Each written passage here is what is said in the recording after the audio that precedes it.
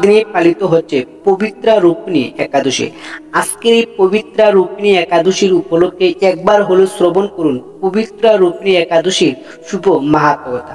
তাহলে চলুন মাহাত্ম্যকথা শ্রবণ করা যাক। একদিন মহারাজ যুধিষ্ঠির ভগবান শ্রীকৃষ্ণকে জিজ্ঞাসা করলেন, হে প্রভু, শ্রাবণ মাসের শুক্লপক্ষের একাদশীর নাম কি, তা কৃপা করে আমাকে বলুন। শ্রীকৃষ্ণ বললেন, হে মহারাজ, এখন আমি সেই পবিত্র ব্রত মাহাত্ম্য বর্ণনা করছি, মনোযোগ দিয়ে তা শ্রবণ করুন। যা শোনা মাত্রই বাজপেয় যজ্ঞের ফললাভ হয়। প্রাচীন কালে দাপর যুগের শুরুতে মহিজিৎ নামে এক বিখ্যাত রাজা ছিল। তিনি মাহেশমতি নগরে রাজত্ব করতেন। কিন্তু দুঃখের বিষয় এই যে তার কোনো বিন্দুমাত্র সুখ শান্তি ছিল না, কেননা তিনি ছিলেন অপুত্র। পুত্রহীনের ইহলোক পরলোক কোথাও সুখ হয় না। এইরূপ চিন্তা করতে করতে বহুদিন কেটে গেল, কিন্তু তবু পুত্রমুখ দর্শনে রাজা বঞ্চিতই রইলেন। নিজেকে অত্যন্ত দুর্ভাগা মনে করে রাজা চিন্তাগ্রস্ত হলেন। প্রজাদের সামনে গিয়ে বলতে লাগলেন, হে প্রজাবৃন্দ, তোমরা শুনো, আমি এই জন্মে তো কোনো পাপ কাজ করিনি, অন্যায়ভাবে কারো রাজকুশ বৃদ্ধি করিনি, ব্রাহ্মণ বা দেবতাদের সম্পদ কখনো গ্রহণ করিনি, উপরন্তু প্রজাদেরকে পুত্রের মতো পালন করছি, ধর্ম অনুযায়ী পৃথিবী শাসন করছি, দুষ্টদের যথা অনুরূপ দণ্ড দিয়েছি, স্বজন ব্যক্তিদের যথাযোগ্য সম্মান করতেও কখনো অবহেলা করিনি। তাই হে ব্রাহ্মণগণ, এই প্রকার ধর্মপথ অবলম্বন করার সত্ত্বেও কেন আমার পুত্র লাভ হলো না, তা আপনারা কৃপা করে অনুসন্ধান করুন।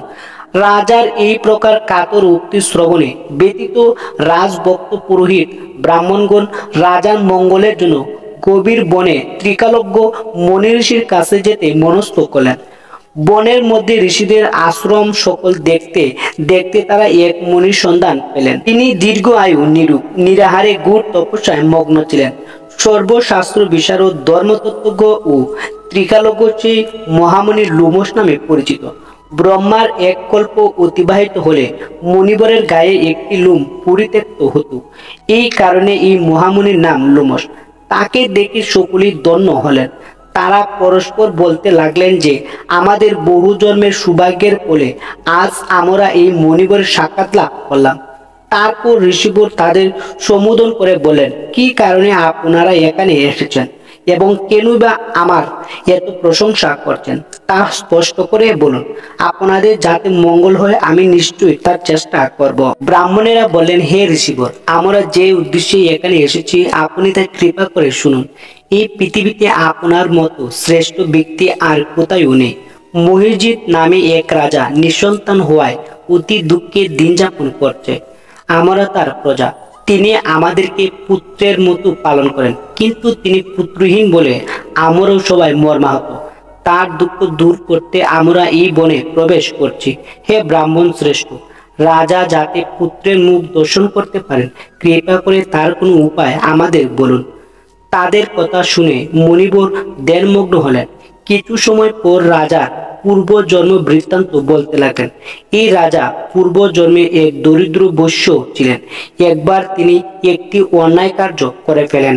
ব্যবসা করার জন্য তিনি এক গ্রাম থেকে অন্য গ্রামে যাতায়াত করতেন। এক সময় জ্যৈষ্ঠ মাসের শুক্লপক্ষের দশমীর দিনে কোথাও যাওয়ার পথে তিনি অত্যন্ত তৃষার্ত হয়ে পড়েন। গ্রাম প্রান্তে একটি জলাশয় তিনি দেখতে পান। সেখানে জল পানের জন্য যান। একটি গাভী ও তার বাছু সেখানে জলপান করছিল। তাদেরকে তাড়িয়ে দিয়ে তিনি নিজেই জলপান করতে লাগলেন। এই পাপ কর্মের ফলে তিনি পুত্র সুখে বঞ্চিত হয়েছেন, কিন্তু পূর্ব জন্মের কোনো পুণ্যের ফলে তিনি এইরকম নিষ্কণ্টক রাজ্য লাভ করেছেন। হে মণিবর, শাস্ত্রে আছে যে পূর্ণ দ্বারা পাপ ক্ষয় হয়। তাই আপনি এমন একটি পূর্ণ ব্রতের উপদেশ করুন যাতে তার প্রারব্ধ পাপ দূর হয় এবং আপনার অনুগ্রহে তিনি পুত্র সন্তান লাভ করতে পারেন।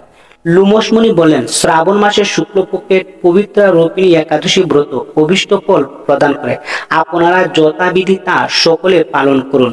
লোমশ মুনির উপদেশ শুনে আনন্দ চিত্তে গৃহে প্রত্যাবর্তন করে তারা রাজাকে সে কথা জানালেন। তারপর সকলে মিলে মনির নির্দেশ অনুসারে ব্রত পালন করলেন।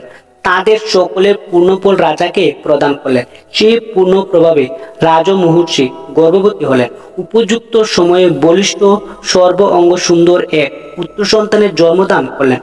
ভবিষ্যোত্তর পুরাণে এই মাহাত্ম্য বর্ণিত হয়েছে।